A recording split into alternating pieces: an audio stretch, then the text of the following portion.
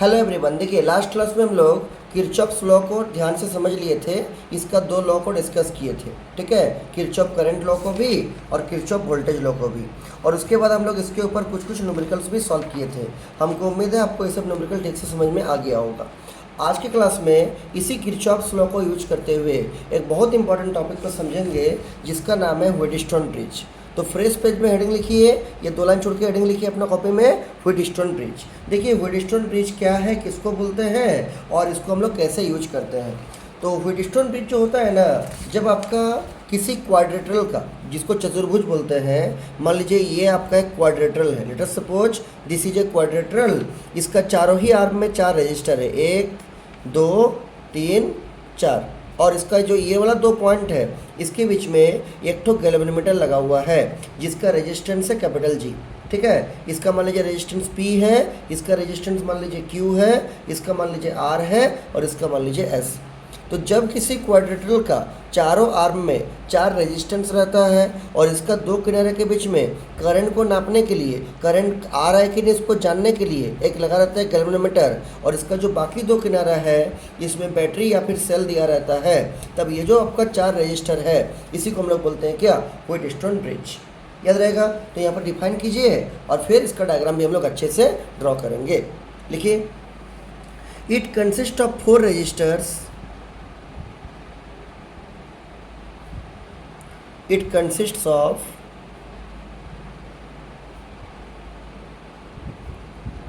4 registers in the 4 arms of a quadrilateral.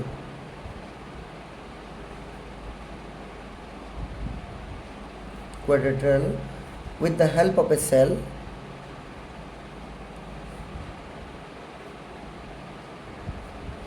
with the help of a cell with a key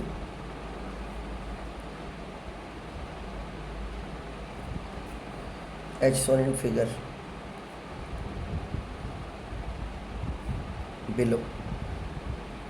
मतलब Wheatstone bridge जो है वो आपका क्या होता है, जब 4 रजिस्टर किसी क्वाड्रेटरल का 4 आर्म में रहता है उसी सिस्टम को हम लोग क्या बोलते हैं, व्हीटस्टोन ब्रिज बोलते हैं। ठीक, इसका डायग्राम बनाते हैं। तो मान लीजिए हम लोग ये क्वाड्रेटरल ड्रॉ कर रहे हैं और इसके 4 आर्म में क्या रहेगा, 4 रजिस्टर रहेगा इस टाइप से।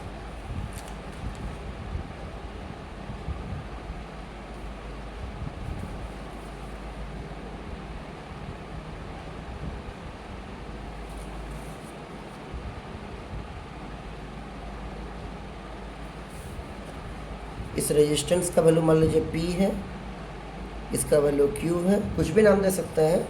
इसका वैल्यू R है, इसका वैल्यू S, ठीक है, इसका भी नाम देंगे। ये वाला पॉइंट मान लीजिए आपका A है, this is the point B है, और ये वाला पॉइंट मान लीजिए C है, और ये वाला पॉइंट आपका क्या है, this is the point D। और इसके बीच में एक हम लोग ब्रिज बनाएंगे, एक सर्किट बनाएंगे, और वहाँ पर करंट आ रहा है कि नहीं उसको चेक करने के लिए गैल्वेनोमीटर लगा देंगे, जिसका गैल्वेनोमीटर का जो रेजिस्टेंस रहेगा वो आपका कैपिटल G रहेगा इस टाइप से। तो ये B और D पॉइंट के बीच में लगा देंगे गैल्वेनोमीटर, और ये जो A और C पॉइंट है इसके बीच में लगा देंगे क्या, एक बैटरी लगा देंगे और साथ में तो की लगा देंगे। ये सेल या बैटरी है और साथ में तो क्या लगा देंगे, की लगा देंगे इस टाइप से।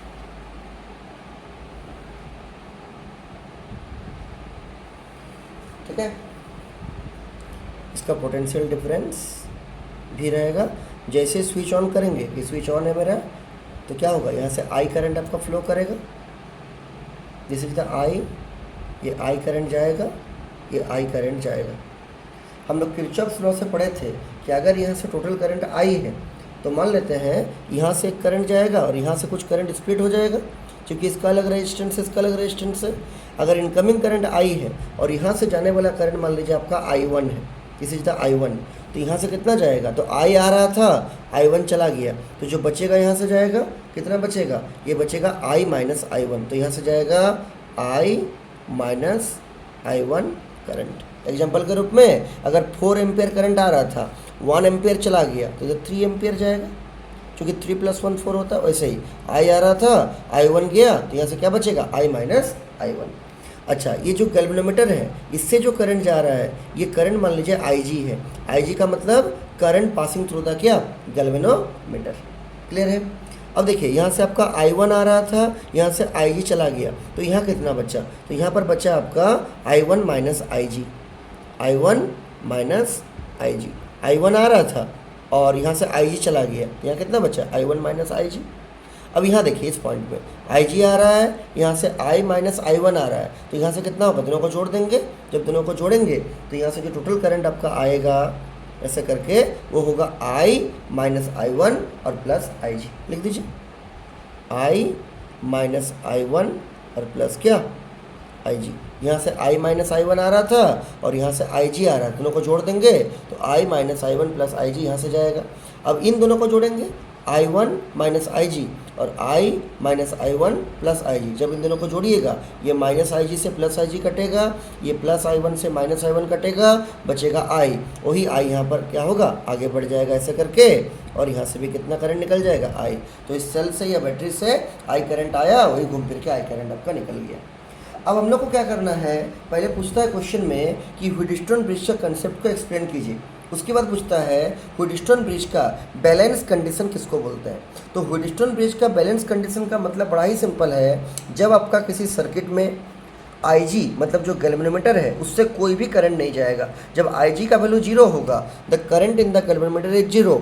जो गैल्वेनोमीटर होगा उसका जो सुई होगा, उसका जो निडल होगा, उसमें कोई भी डिफ्लेक्शन जब नहीं रहेगा, तब हम लोग उसको क्या बोलते हैं, बैलेंस कंडीशन बोलते हैं। क्या बोले, when the current passing through the galvanometer is 0, that means IG is 0। जो गैल्वेनोमीटर है उसका निडल में कोई भी जब डिफ्लेक्शन नहीं होता है तो हम लोग क्या बोलते हैं कि यहाँ से कोई भी करंट जब नहीं जाएगा, उस कंडीशन में बोलते हैं क्या, व्हीटस्टोन ब्रिज जो है वो आपका बैलेंस कंडीशन में है। मेरे को डायग्राम बना लीजिए जल्दी से, और उसके बाद इसके जो नाम सब लिखे हैं इन सबको एक करके लिखिए, फिर हम लोग कंडीशन एस्टेब्लिश करेंगे किसका, बैलेंस कंडीशन का। तो पर लिखिए नीचे, late PQ, R and S be the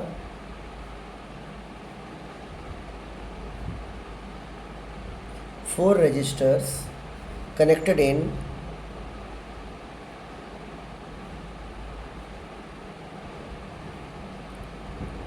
four arms. देखिए PQ किस में है, मतलब P किस में है, AD में, Q है DC में, R है AB में और S है आपका BC में। उसी को लिख दीजिए, connected in four arms AD DC AB and क्या, BC रेस्पेक्टिवली।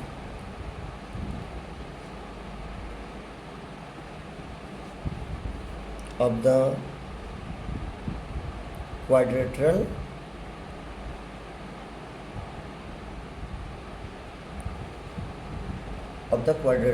Full stop. उसी में लिखिएगा फुल स्टॉप। देखिए, ए गैल्वेनोमीटर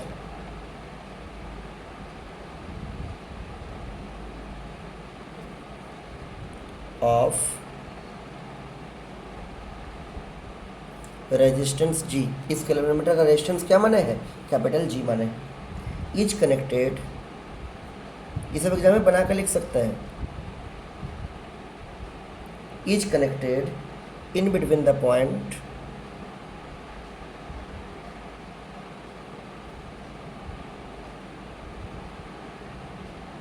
B एंड D। ये जो B और D पॉइंट है इसके बीच में गैल्वेनोमीटर लगा दिए हैं जिसका रेजिस्टेंस आपका कैपिटल G याद रहेगा। और सर्किट में करंट को फ्लो कराने के लिए A और C पॉइंट के बीच में एक बैटरी और एक की लगा है, उसको भी लिखिए। तो यहाँ तक पहुँच गया ना, इसके बाद नीचे लिखिए, to flow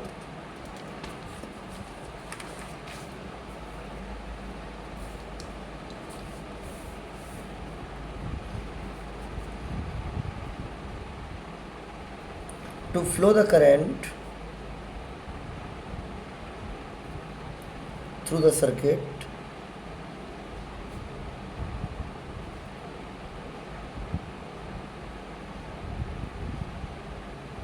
A battery with a key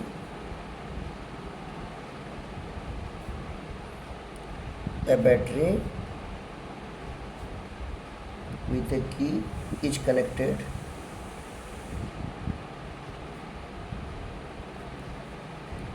in between the point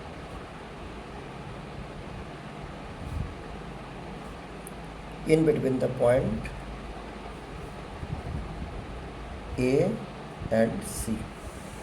diagram देखिए फिर से, A और C पॉइंट के बीच में एक तो बैटरी और एक तो की लगा दिए हैं, और B और D पॉइंट के बीच में एक तो गैल्वेनोमीटर लगाए हैं जिसका रेजिस्टेंस आपका कैपिटल G। क्लियर है? और हम लोग इस सर्किट में करंट को भी दिखा दिए, कहाँ पर I1 जाएगा, कहाँ पर IG जाएगा, क्या जाएगा नहीं जाएगा, उसको भी नीचे लिख दीजिए। लिखिएगा the distribution of current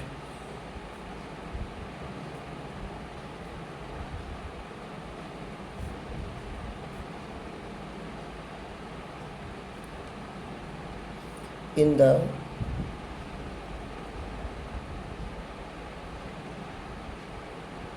different branches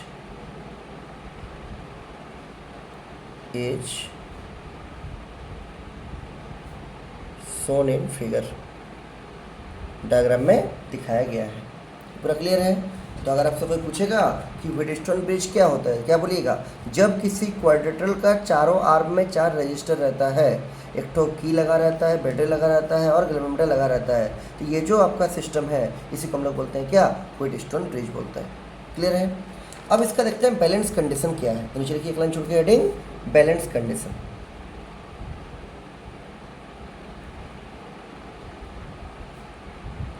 ये बहुत इंपॉर्टेंट क्वेश्चन है आपका एग्जाम पॉइंट ऑफ व्यू से, ठीक है? व्हीटस्टोन ब्रिज का बैलेंस कंडीशन क्या है? अभी आपको बता दिए कि व्हीटस्टोन ब्रिज का बैलेंस कंडीशन का मतलब है कि जब इस गैल्वेनोमीटर का निडल का डिफ्लेक्शन बिल्कुल नहीं होगा, मतलब जब गैल्वेनोमीटर से करंट नहीं जाएगा, IG का वैल्यू 0 होगा, तब हम लोग क्या बोलेंगे? व्हीटस्टोन जो आपका ब्रिज है ये आपका क्या है? बैलेंस कंडीशन में है। उसका कंडीशन भी निकालेंगे। तो नीचे लिखिए, पहले लिखिएगा the Wheatstone bridge is said to be balanced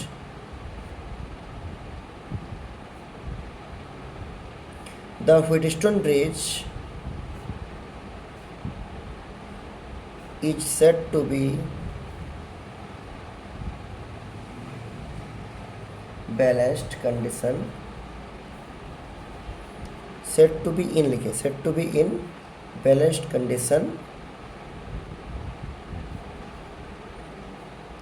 if there is no deflection produced through the galvanometer,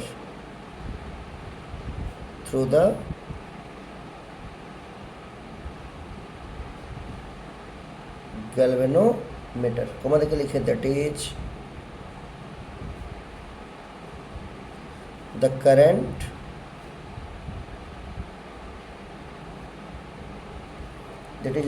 through the galvanometer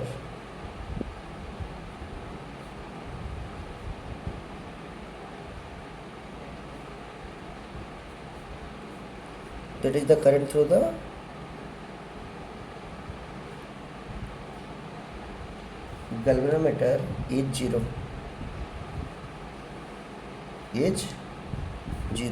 इसका मतलब क्या? गैल्वेनोमीटर से जो जाने वाला करंट है उसको हम लोग IG दिखाएं डायग्राम में। कौन वाला IG? ये वाला IG, current passing through the galvanometer. जब आपका व्हीटस्टोन ब्रिज बैलेंस कंडीशन पे रहेगा तो इस IG का वैल्यू कितना हो जाएगा? 0 हो जाएगा। और जब व्हीटस्टोन ब्रिज बैलेंस कंडीशन में रहता है तब P, Q, R और S में ये जो 4 आर्म में 4 रेजिस्टेंस है, इसका क्या कंडीशन होगा, इसमें क्या संबंध होगा, उसको एस्टेब्लिश करना होगा। उसको एस्टेब्लिश करने के लिए हम लोग इसमें अप्लाई करेंगे क्या? Kirchhoff's law. ठीक है? तो किरचॉफ्स लॉ को अप्लाई करने के लिए इसका जो सेकंड लॉ है उसको अप्लाई करने के लिए पहले आपको लूप डिसाइड करना पड़ेगा। हम लोग ये 2 लूप लेंगे, ये फर्स्ट लूप और ये सेकंड लूप। तो यहाँ पर डायग्राम में दिखा दीजिए, this is our first loop. Clockwise ले रहे हैं, मान लीजिए इस टाइप से, कैसे भी ले सकते हैं, क्लॉकवाइज भी ले सकते हैं, एंटी क्लॉकवाइज भी ले सकते हैं। This is our first loop और ये हम लोग का सेकंड लूप। इसको भी हम लोग इस टाइप से क्लॉकवाइज ले रहे हैं, घड़ी जैसा चल रही है। दिस इज हम लोग सेकंड लूप। ठीक है। लूप लेके कैसे सॉल्व करते हैं उसको लास्ट क्लास ही आप लोग को डिटेल में समझाए थे, तो आपको बहुत दिक्कत उसमें नहीं होगा। अब देखिए हम लोग इसमें भी एक बार किरचॉफ वोल्टेज लॉ लगाते हैं, केवीएल, एक बार इसमें भी लगाते हैं, और पी क्यू आर एस में संबंध स्थापित करते हैं, स्टेब्लिश करते हैं जब हम लोग का ब्रिज क्या है, बैलेंस रहेगा उस टाइम पे। तो नीचे लिखिए, इसके नीचे एक लाइन छोड़ के नीचे लिखिएगा अप्लाइंग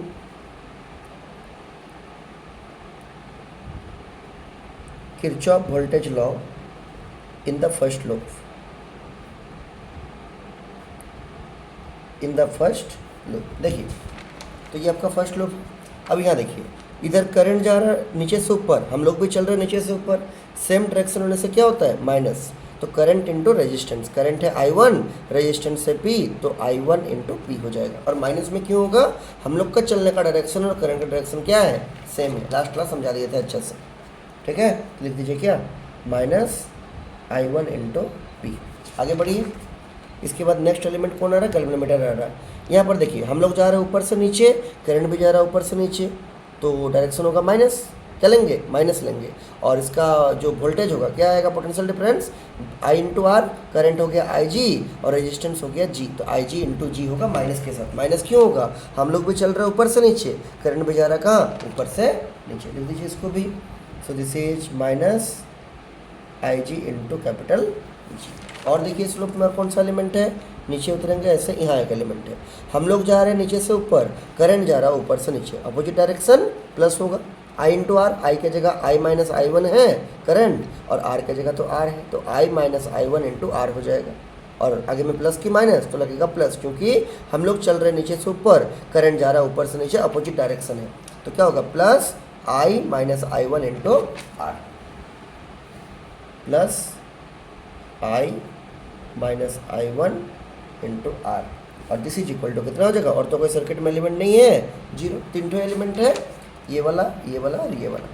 अब थोड़ा इसको सिंप्लीफाई करते हैं, देखिए इस टाइप से, minus I1 into P minus IG into G और प्लस ये I माइनस I1 और इंटू आर बराबर zero.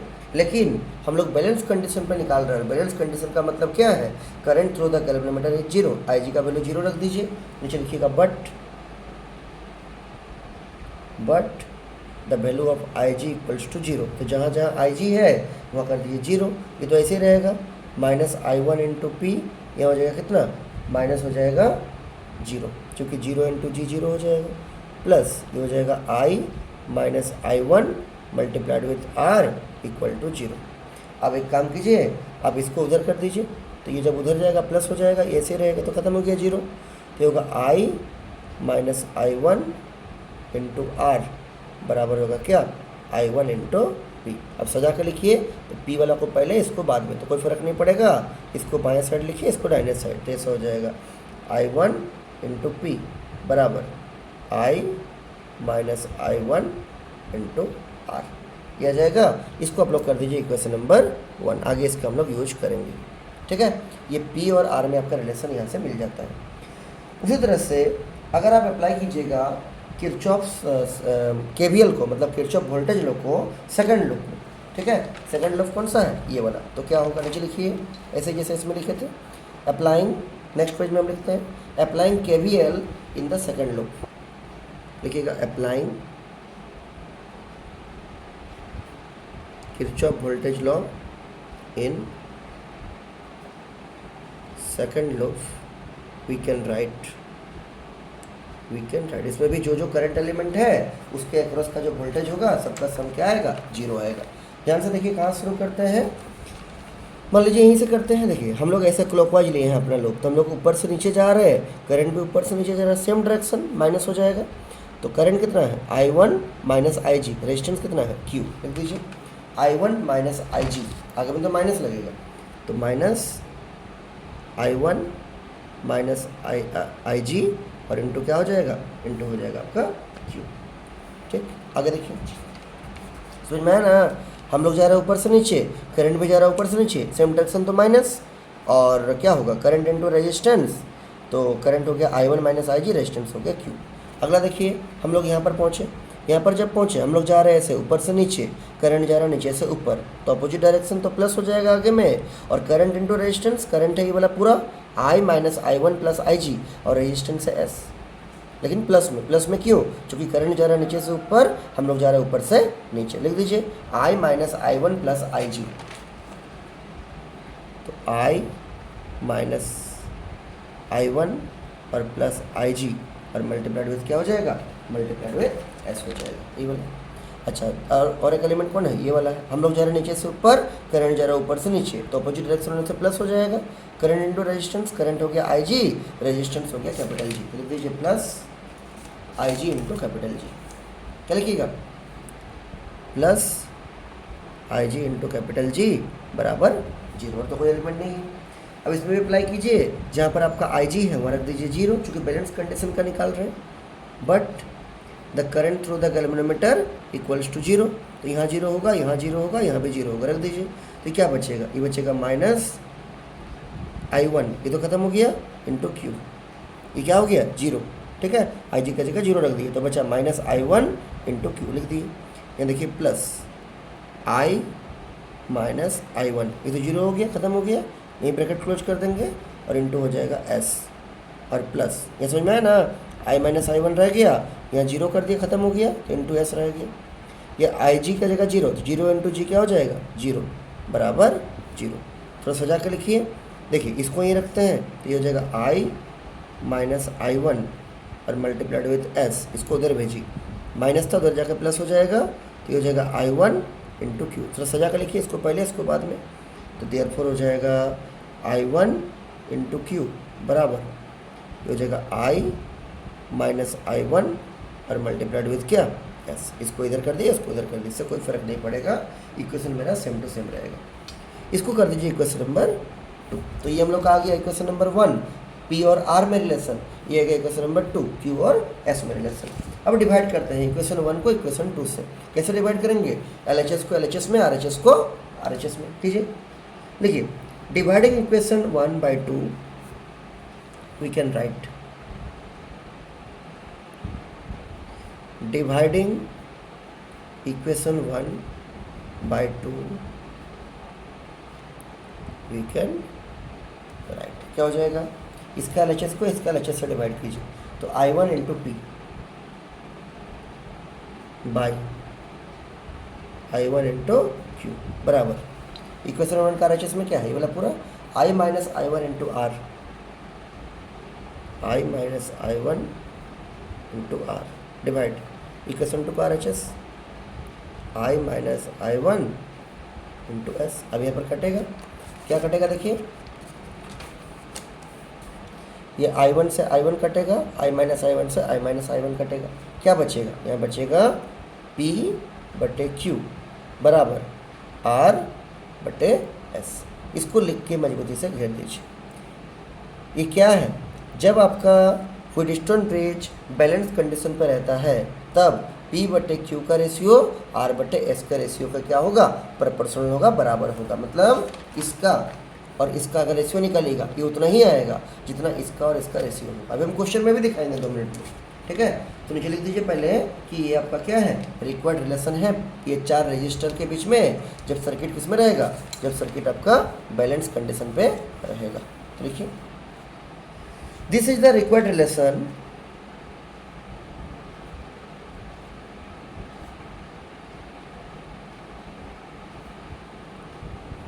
this is the required relation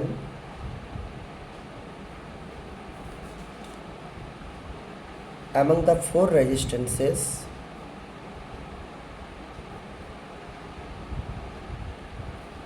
when the bridge is in, when the Wheatstone bridge is in balanced condition।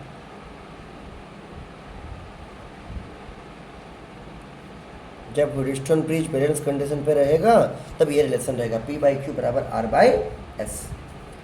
And इसके द्वारा अगर मान लीजिए इन चार रेजिस्टेंस में से कोई तीन आपको दिया है, मान लीजिए P का वैल्यू दिया है, Q का वैल्यू दिया है, R का वैल्यू दिया है, तब जो चौथा रेजिस्टेंस रहेगा ना S, जो अननोन रहेगा, उसको भी आप आराम से निकाल सकते हैं।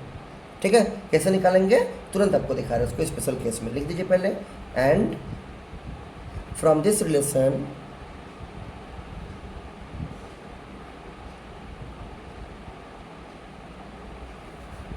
we can find the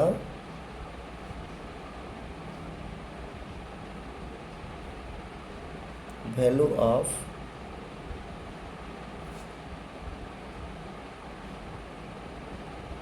unknown resistance. इन चारों में से अगर कोई तीन आपको मालूम है तो चौथा आप आराम से इसको सिंप्लीफाई करके निकाल सकते हैं। ठीक है, कैसे निकालेंगे उसको देखिए, हम स्पेशल केस में आपको दिखा रहे हैं। तो एग्जाम में अगर पूछेगा ना व्हीटस्टोन ब्रिज क्या है, व्हीटस्टोन ब्रिज का बैलेंस कंडीशन क्या है, तो आपको यहाँ से लिखना है, यहाँ से लिखना है, पूरा डायग्राम वगैरह बना के सब दिखा देना है, ये बैलेंस कंडीशन निकाल देना है, ये पूरा करते हुए यहाँ तक ला के छोड़ना है। और अगर पूछेगा कि व्हीटस्टोन ब्रिज से हम लोग अगर कोई अननोन रेजिस्टेंस रहेगा, इन चारों में से अगर एक तो नहीं मालूम रहेगा, उसको कैसे निकालेंगे, तो इसके बाद भी उसको कर देना है, जो हम स्पेशल केस में अभी लिखने जा रहे हैं। यहाँ तक क्लियर है पूरा? तो नीचे लिखिए 2 लाइन छोड़ के special case.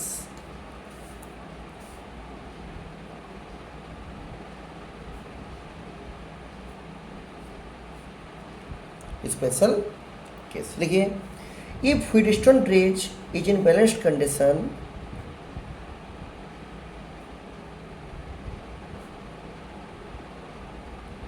Bridge is in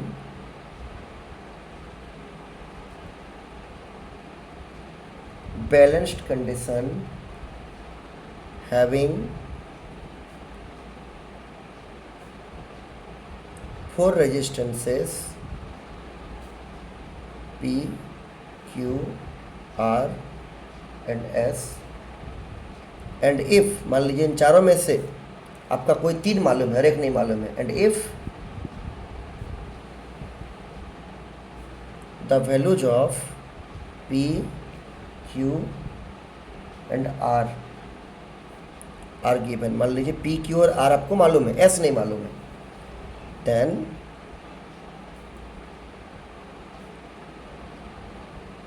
we can easily calculate the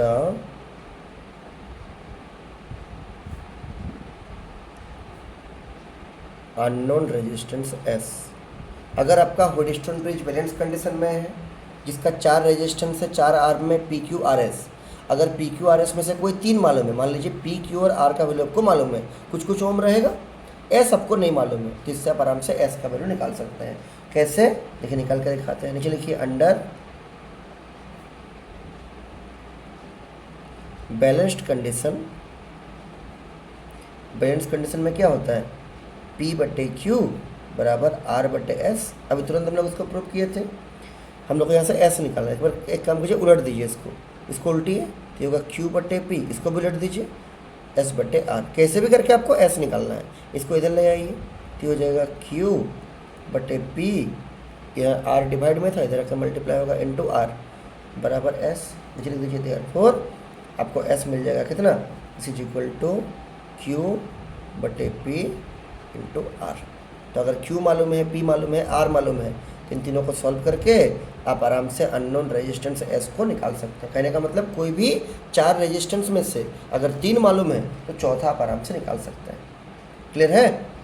अच्छा, नीचे एक चीज़ नोट में भी लिख के रखिए कि व्हीटस्टोन ब्रिज को कब हम लोग ज़्यादा सेंसिटिव बोलेंगे, ज़्यादा अच्छे से कब काम करेगा, जब P, Q, R और S ये जो 4 रेजिस्टेंस है, इसका वैल्यू लगभग क्या रहेगा, बराबर रहेगा, बहुत अधिक डिफरेंस जब नहीं होगा। मान लीजिए P का वैल्यू 2 ओम है, इसका वैल्यू 4 ओम है, इसका वैल्यू 5 ओम है, इसका वैल्यू 7 ओम है, ऐसा नहीं कि ये 2 ओम है, ये 2 लाख ओम है, ये 2 करोड़ ओम है, ये फिर 3 ओम है, ऐसा बहुत अधिक फ्लैक्चुएशन नहीं होना चाहिए। जब P, Q, R और S इन चारों रेजिस्टेंस का वैल्यू लगभग इक्वल रहेगा, तब हम लोग क्या बोलेंगे, ये जो व्हीटस्टोन ब्रिज है ये आपका बहुत सेंसिटिव होता है। जिसको लिख लीजिए, फिर क्वेश्चन करेंगे। The Wheatstone bridge is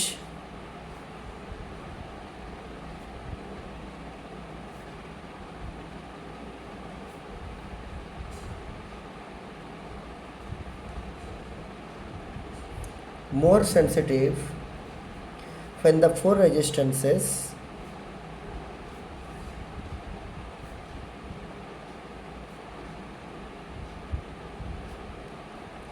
are almost equal. ये जो चार रेजिस्टेंस हम लोग ले रहे हैं पी क्यू आर एस, जब ये ऑलमोस्ट क्या रहेगा, इक्वल, इसको अंडरलाइन कर दीजिए। जब ये ऑलमोस्ट इक्वल रहेगा तो हम लोग क्या बोलेंगे, जो व्हीटस्टोन ब्रिज है वो बहुत आपका सेंसिटिव रहेगा, बहुत आपका अच्छा से काम कर पाएगा। तो हमको उम्मीद है आपको ठीक से व्हीटस्टोन ब्रिज का कंसेप्ट समझ में आ गया होगा। अगर पूरा क्वेश्चन दे देगा कि व्हीटस्टोन ब्रिज क्या है, इसका बैलेंस कंडीशन को एस्टेब्लिश कीजिए, और इस व्हीटस्टोन ब्रिज से हम लोग चौथा रेजिस्टेंस जो अननोन रेजिस्टेंस रहेगा कैसे निकालेंगे, तो पूरा आपको यहाँ तक करना है। लेकिन अगर क्वेश्चन सिर्फ पूछा है कि व्हीटस्टोन ब्रिज क्या है, उसका बैलेंस कंडीशन को दिखाइए, तो यहाँ से शुरू करते हुए आपको यहाँ से करते हुए पूरा यहाँ तक लाके छोड़ना है। P बाई क्यू बराबर R बाई एस। बोलिए, क्या तक में कोई दिक्कत नहीं? हमको उम्मीद है पूरा आपको क्लियर हो गया होगा। अब देखते हैं इसके ऊपर जो कभी कभी न्यूमेरिकल से पूछता है, न्यूमेरिकल को कैसे हम लोग सॉल्व करेंगे, और व्हीटस्टोन ब्रिज का बैलेंस कंडीशन से हम लोग कॉम्प्लिकेटेड सर्किट को कैसे इजीली सिंप्लीफाई कर सकते हैं। तो नीचे लिखिए क्वेश्चन नंबर 1। कुछ क्वेश्चन आज करेंगे और कुछ क्वेश्चन नेक्स्ट क्लास में करवाएंगे। मतलब हो गया ना? नीचे लिखिए क्वेश्चन नंबर 1। लिखिए, find the equivalent resistance between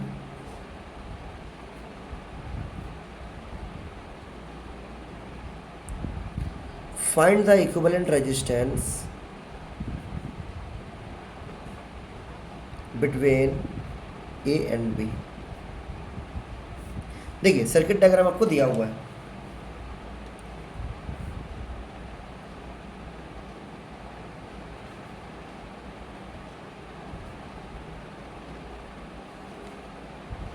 इस टाइप से।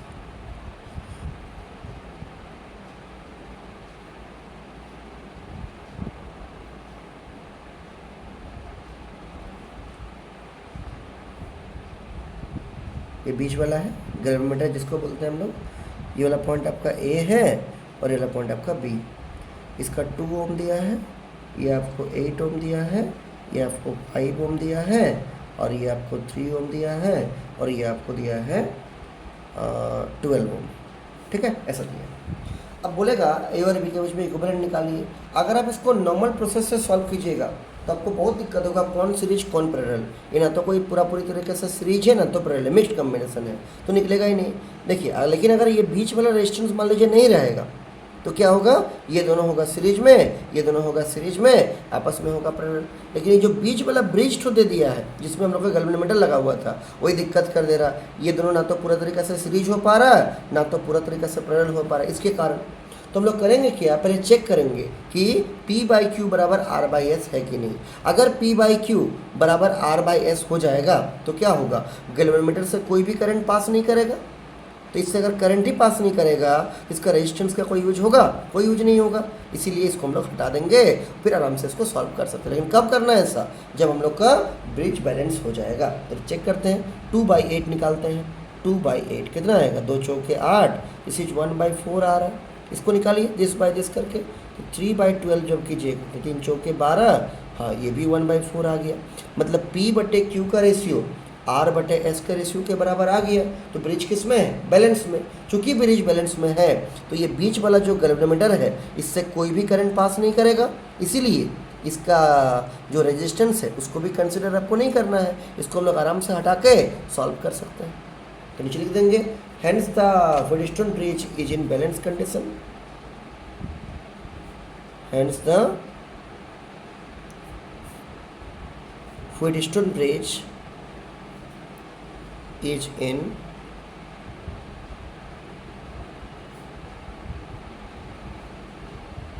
बैलेंस्ड कंडीशन, इसीलिए इससे कोई करंट नहीं जाएगा, इसको हटा देंगे 5 ओम वाला को। hence the 5 ohm resistor can be removed। 5 ohm resistor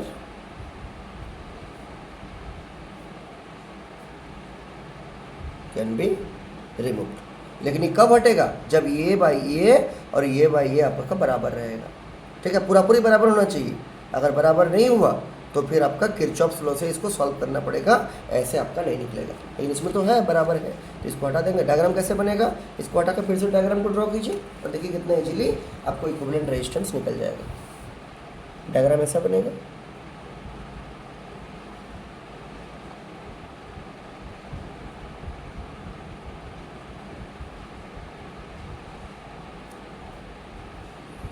ये ए है और ये बी, बीच वाला नहीं बना है।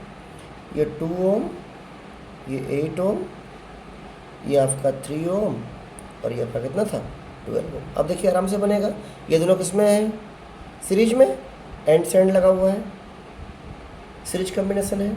अगर सीरीज में है तो इसका इक्विवेलेंट कितना आएगा, ऐड करना पड़ेगा, 2 + 8 कितना हो जाएगा 10 ओम हो जाएगा। ये दोनों भी किसमें है, ये दोनों भी आपका सीरीज में है, किसमें है, सीरीज कॉम्बिनेशन। अगर ये सीरीज में है इसका इक्विवेलेंट क्या आएगा, 12 + 3 13 14 15, दिस इज योर 15 ओम हो जाएगा। और ये पूरा इस पूरे के साथ किसमें है, पैरेलल में, निकाल देंगे। नेक्स्ट डायग्राम इसका बना के देखिए वो निकालते हैं।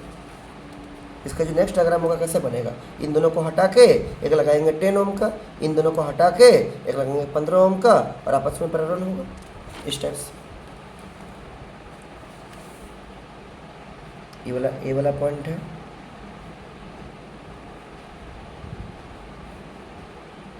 ये बी वाला पॉइंट,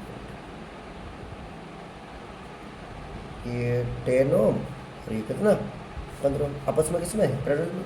जब दो ही रेजिस्टेंस रहता है और दोनों आपस में पैरेलल रहता है, शॉर्टकट फॉर्मूला से निकाल सकते हैं, दोनों को मल्टीप्लाई, दोनों को ऐड करेंगे, 10 × 15 और 10 + 15 सॉल्व करेंगे। 10 × 15 ऐसे ही रहेगा, ये 10 + 15 कितना होगा 25 होगा। काटिए इसको, 5 × 3 = 15, 5 × 5 = 25, 5 × 1 = 5, 5 × 2 = 10, 3 × 2 = 6, दिस इज योर 6 ओम। मतलब ये जो आपका सर्किट था इसके ए और बी पॉइंट के बीच का जो इक्विवेलेंट रेजिस्टेंस होगा कितना होगा, दिस इज योर 6 ओम। समझे, तो ये बड़ा ही इजीली आपको सॉल्व करके देगा। लेकिन उसके लिए ये सर्किट किसमें होना चाहिए, बैलेंस सर्किट होना चाहिए। अगर ये बैलेंस कंडीशन में नहीं रहता, मान लीजिए इसका और इसका रेशियो, इसका रेशियो के बराबर नहीं आता, तब फिर हम लोग इसका इक्विवेलेंट रेजिस्टेंस कैसे निकालते। उस टाइम हम लोग को क्या करना पड़ता, उस टाइम हम लोग को किरचॉफ्स लॉ का यूज करना पड़ता। क्लियर है, तो इसको बड़ा ही ध्यान से अच्छा से आप लोग याद रखिएगा, कोई इसमें दिक्कत नहीं है। अगला देखिए क्वेश्चन नंबर 2 तो लिखते हैं।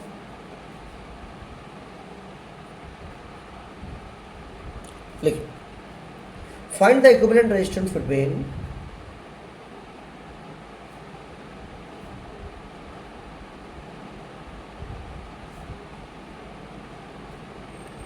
Equivalent resistance between A and B. ठीक है, डायग्राम कुछ ऐसा दिया है।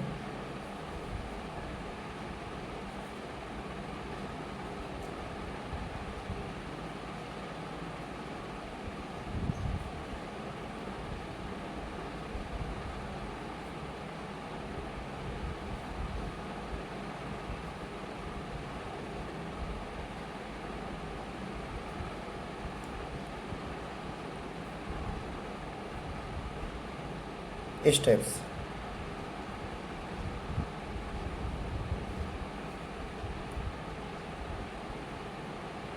ये ए पॉइंट है और ये आपका यहाँ से ऐसे निकाल दीजिए, this is a point B. थोड़ा समझना पड़ेगा, चीज़ तो वही है, सबका रेजिस्टेंस आर है,